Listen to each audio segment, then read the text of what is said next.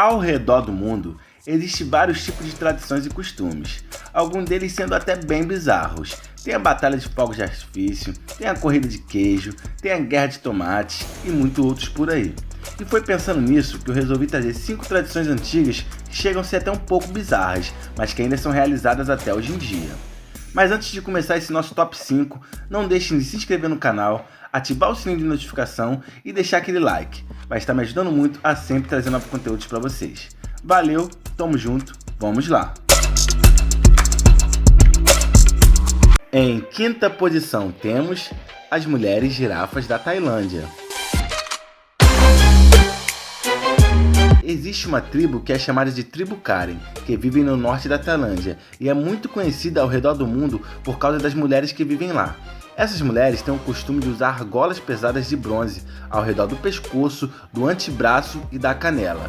E para pessoas vindo de fora, usar um tanto de argolas pesadas pelo corpo parece ser algo muito desconfortável. Mas para essas mulheres já é algo bem normal, praticamente sendo algo que já faz até parte do seu corpo. Os integrantes da tribo Karen levam uma vida bem humilde. Enquanto os homens saem para trabalhar em campos e em fazenda, as mulheres ficam em casa trabalhando com tecelagem e artesanato, pois recebem muitos turistas que sempre querem comprar uma lembrancinha quando vão lá. A história de como elas começaram a usar essas argolas são bem interessantes na verdade. Dizem que as mulheres de Karen utilizavam as argolas não apenas por beleza, mas também para se proteger contra ataques de tigres, algo que era bem normal de acontecer naquela época. Mas com o passar do tempo, usar as argolas virou apenas uma tradição, e as mulheres de Karen alongam seus pescoços até hoje em dia. Elas recebem sua primeira argola aos 5 anos de idade, e durante a sua vida toda elas podem chegar a um total de 25 argolas no pescoço.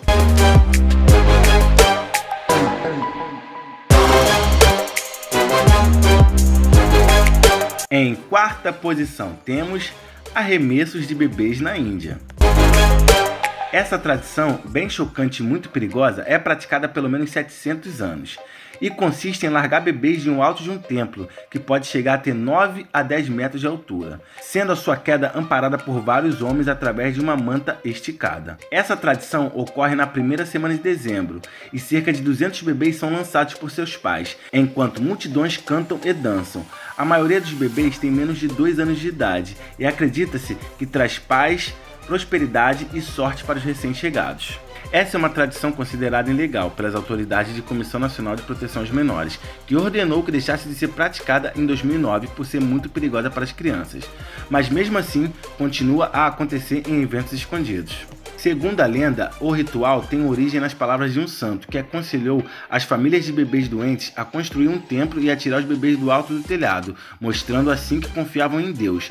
A lenda diz que os bebês eram apanhados numa rede que aparecia misteriosamente e só assim eles ficavam curados. E aí, o que vocês acham? Bem bizarro, na verdade, né? Uma coisa que deve traumatizar muito esses bebezinhos. Em terceira posição temos Pé de Lótus da China. Essa tradição consiste em que as mulheres deveriam ter os pés com um comprimento máximo de 8 a 10 centímetros. E reza a lenda que tudo começou quando um imperador chamado Liu se apaixonou por uma dançarina de pés bem pequenos durante uma dança tradicional da China, a dança de lótus. E a partir daí, a tradição virou uma moda, pois as mulheres de toda a China queriam ter os pés pequenos para também poder conquistar assim o imperador. Para as mulheres daquela época, ter os pés pequenos eram vistos como um passaporte para um melhor casamento e um melhor modo de vida, e ter os pés assim era especificamente só para agradar e seduzir os homens, pois acreditavam-se que eles eram atraídos por pés pequenos. As mulheres chinesas passavam grande parte de sua vida com os pés amarrados, a fim de assegurar um bom casamento. E por muito tempo, essa tradição foi considerada um padrão de beleza, tendo até hoje em dia algumas mulheres que ainda possuem um pé assim. O procedimento começava por volta dos 6 anos de idade. Os dedos eram quebrados e dobrados para a sola do pé. Depois disso, os pés eram firmemente amarrados com tiras de tecido, para impedir o crescimento e a cicatrização da fratura. Com essa prática, os pés ficavam bem pequenos e com forma de botão de flor de lótus, algo que deveria ser bem doloroso e bem desconfortável. O que vocês acham? Deixem aí nos comentários.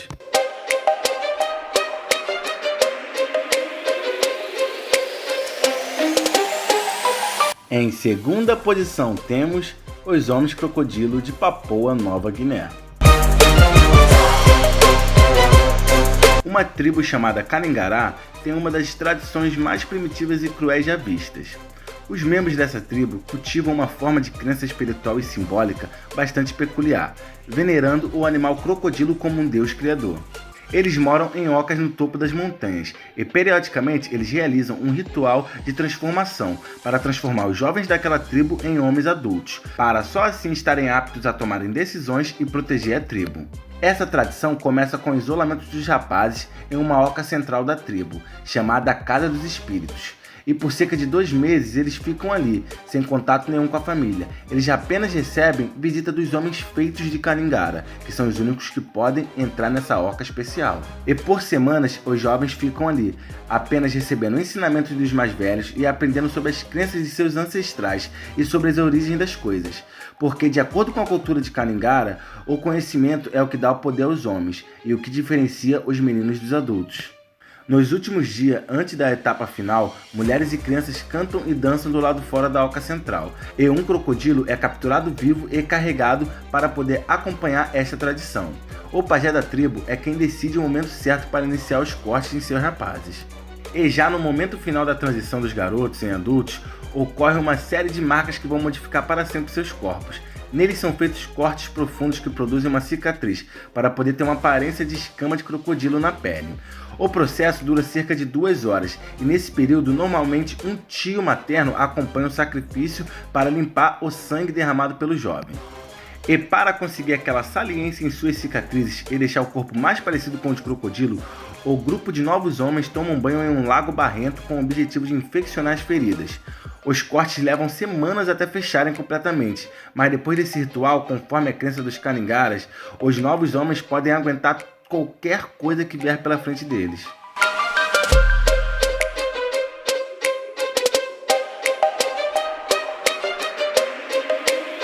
E em primeira posição temos Luvas de Formiga, de Santarém, Maué. Essa tradição, feita pelo povo indígena de Santarém, também é feita para transformar os jovens em adultos. Considerado pelos indígenas como um ato de força, de coragem e de resistência à dor, o ritual consiste em vestir uma luva cheia de formigas tucandiras e resistir de 15 a 20 minutos daquelas picadas. Durante o ritual, os jovens devem ser picados no mínimo 20 vezes. Para isso, eles colocam as mãos dentro de uma luva de palha feita pelos padrinhos, que são os tios maternos dos iniciantes.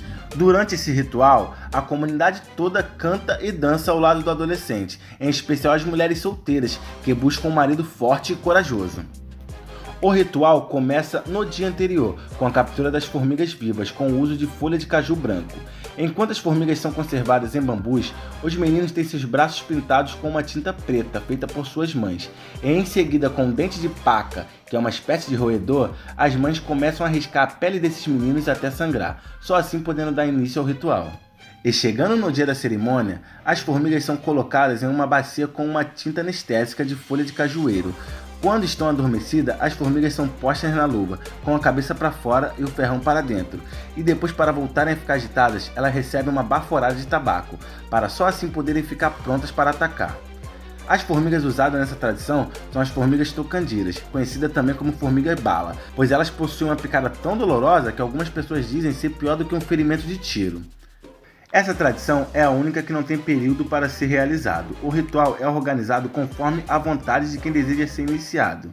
E aí, vocês teriam coragem de colocar suas mãos dentro dessa luva? Eu confesso que eu não teria coragem de chegar nem perto. Mas deixem aí no comentário se vocês aguentariam uma dor de uma picada de tocandira.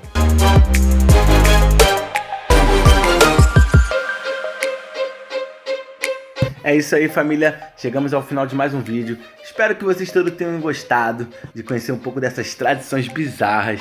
E não esqueça de estar deixando aí no comentário se quiserem uma parte 2. E tá dando aquela moral aí, se inscrevendo e deixando aquela curtida. Valeu, família, tamo junto, até a próxima.